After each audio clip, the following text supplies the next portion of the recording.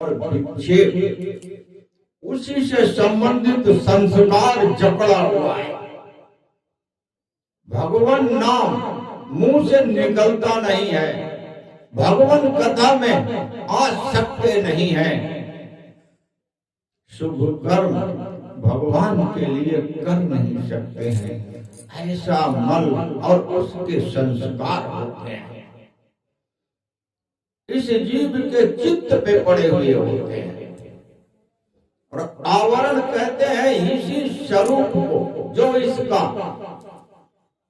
सत्यचित आनंद स्वरूप है, वो पूरा का पूरा ढका रहता है। कारण ये है कि जन्म जन्मांतर का संस्कार गंदगी से भरा हुआ, उसी से संबंधित पूरा संस्कार, और जो इसका अपना स्वरूप खुद का है वो ढका हुआ है। इसी के कारण भगवान का नाम अच्छा नहीं लगता है, भगवान की कथा अच्छी नहीं लगती है। शुभ कर्म भगवान के लिए, ईश्वर के लिए जो कर्म निष्काम भाव के हो वो नहीं हो पाते हैं। उपाय क्या है? जैसे कुआं है, उसमें जल भरते हैं जिस रस्सी से, वो रस्सी जब बार बार जल भरते हैं, जैसे बाल्टी बांधी है, उस कुएं से जैसे जल निकालोगे 1 बार 2 बार 10 बार 20 बार, तो जो पार होती है उसमें निशान बनने लगता है उस रस्सी का, और वो जो निशान इतना बढ़िया बन जाता है कि फिर आराम से उसी में रस्सी डाल करके और कुएं में बाल्टी दी जाती है। उसी प्रकार से मल विक्षेप आवरण चाहे जितना जकड़ा हुआ हो, भगवान नाम का आधार नहीं मन करता है, फिर भी भगवान नाम लो। परिस्थिति ठीक नहीं है तब भी भगवान नाम लो। यह सच्चा तप यही है। जैसे जैसे भगवान नाम बढ़ाते जाओगे, कुआं की पार की तरह से जो मल जमा हुआ है वो समाप्त होने लगता है। भगवान नाम लेने से, भगवान की कथा सुनने से, श्रवण करने से, यही मार्ग है सच्चा, सीधा और सरल मार्ग है। क्योंकि भगवान नाम के अलावा संसार में जितना जो कुछ है सब पाप का समूह है। लेकिन भगवान नाम जब फैलने लगता है तो जो पाप का समूह है वो पुण्य का समूह बन जाता है। जैसे सत्संग में जो भी लोग मन लगा के कथा को सुनते हैं, उनके हृदय में सरस्वती माँ, गंगा माँ अपने आप ज्ञान और भक्ति का और कर्म योग का प्रवाह करती हैं। उसमें पुण्य इतनी एकत्रित हो जाती है जिसका वर्णन नहीं किया जा सकता है। ये भगवान नाम की महिमा है। भाव, कुभाव, सुंदर भाव हो या न सुंदर भाव हो या खराब भाव हो, कुभाव, मन करता हो तो, नहीं मन करता हो तो, आलस हो तो, भय हो तो, भाव कुभाव अनक आलस हो, नाम जपत मंगल दिशि दश हो। किसी भी अवस्था में भगवान का नाम लोगे 10 दिशाओं में मंगल ही मंगल होगा। ये भगवान नाम की महिमा है। उसको ये है जो मनुष्य है, इसी आत्मा का स्वरूप जैसे इस शरीर का वस्त्र होता है,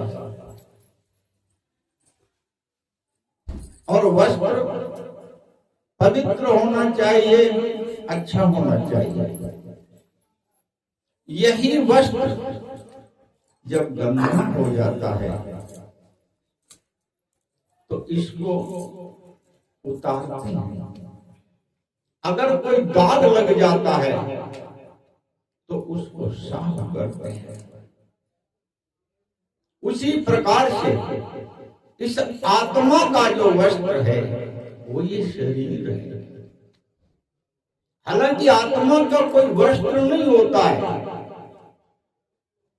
आत्मा अपने में स्वच्छंद होती है, संपूर्ण होती है और संपूर्ण सर्वशक्तिमान होती है। लेकिन ईश्वर से न जुड़ने के कारण, परम ब्रह्म परमेश्वर में जुड़ने के न कारण नहीं जुड़े, ईश्वर को नहीं जाना, नहीं समझा, तभी हम शरीर मिला करते हैं। इस आत्मा का शरीर कोई नहीं होता है, न इस आत्मा का कोई वस्त्र होता है।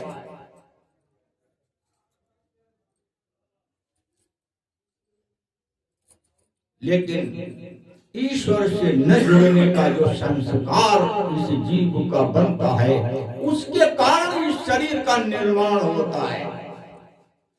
जैसा कर्म वैसा संस्कार वैसा शरीर। और उसमें भी जैसे दाग कपड़े में लगता है और छुटाने के लिए साबुन रगड़ा, फिर उसको पीटा, फिर किसी भी तरीके से उसे छुटाया जाता है, उसी प्रकार से इस शरीर, मनुष्य शरीर पाकर के जो लोग भगवान नाम का सहारा नहीं लेते, धर्म के मार्ग पे नहीं चलते, जैसे आम पान में मांसाहारी बनते, प्याज लहसुन भगवान को भोग नहीं लगता। जिस रसोई में प्याज लहसुन की सब्जी बनती हो, रसोई बनती हो, वो भोग भगवान स्वीकार नहीं करते, क्योंकि न भगवान कृष्ण के रूप में प्याज लहसुन बोल लेते हैं, न भगवान विष्णु जी के रूप में लेते हैं, न देवी माँ के रूप में लेते हैं। वो किसी भी रूप में जब प्याज लहसुन तक वो नहीं लेते हैं तो तुम उनको भोग उसमें लेके लगाओगे तो वो स्वीकार कर लेते।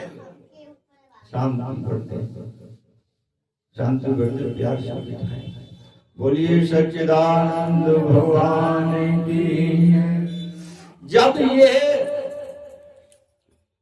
भगवान जब स्वीकार नहीं करते हैं, देव जब स्वीकार नहीं करते हैं और तुम उसको खाते हो, तो तुमसे गलती होती कि नहीं होती? दाग लगता कि नहीं लगता इस शरीर पे? अब जब दाग लगा तो वो छूटेगा कैसे? अच्छा, एक बात और समझिए, जैसे जो लोग हत्याएं करते हैं, जानवरों की जो लोग हत्या करते हैं, वो क्यों करते हैं? वो इसलिए नहीं करते हैं कि जानवर मारने और खाने के लिए मांस बेचना है और खुद भी खाना है, ये आधार नहीं होता उनका। उनका आधार ये है कि उनके पास ज्ञान नहीं है कि मुझे हत्या करने से पाप लगेगा, ये उन्हें नहीं मालूम है। ये नहीं मालूम होना यही अज्ञान है। जैसे हम लोग कथा सुनते हैं, कथा में ज्ञान